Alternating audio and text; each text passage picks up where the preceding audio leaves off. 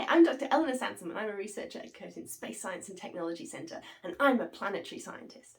That basically means that I'm studying how our solar system formed and evolved, and maybe even why there's life on Earth itself. I work with a project called the Desert Fireball Network, and we have cameras all the way across Australia taking pictures of really, really bright shooting stars that we call fireballs. And that's basically when a space rock comes all the way to Earth and burns up as it comes through our atmosphere. Most of the time they completely burn up, but sometimes they can drop a rock on the ground and we can go and pick that up, and that's called a meteorite. Meteorites are some of the oldest rocks we can ever study, and we can use them to figure out even how planets formed. And unfortunately, about the 60,000 meteorites that we've got in collections around the world, less than 40 of them do we actually know where they come from. And that's what the Desert Fireball Network is trying to do.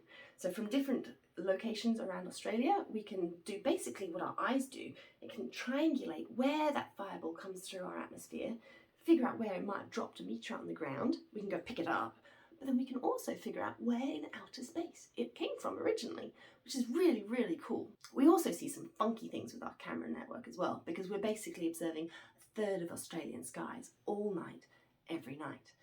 We can see things from funky lightning to clouds and how clouds move, and sometimes we see a lot of birdie bottoms because the birds like to walk along the top of our cameras. I think one of the most exciting things about working with the Desert Fireball Network and planetary science in general is how multidisciplinary this subject is. I get to work with people from mathematicians to astronomers to engineers and geologists, and we all have to bring our different expertise to answer the really cool science questions that we're trying to answer. I also really like going out on field work to recover our meteorites. So we've seen this fireball come through the atmosphere, we know where it comes from, and we've predicted where a meteorite might have landed on the ground.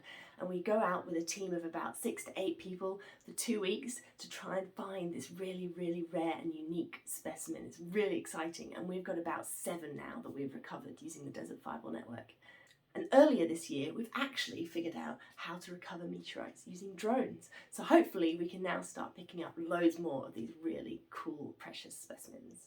And if you've ever seen a fireball or a really cool shooting star that you want to report and get involved, go check out the International Meteor Organization's web app and check out Report a Fireball. And you can see all the people around the world that are reporting these events and helping us find more meteorites.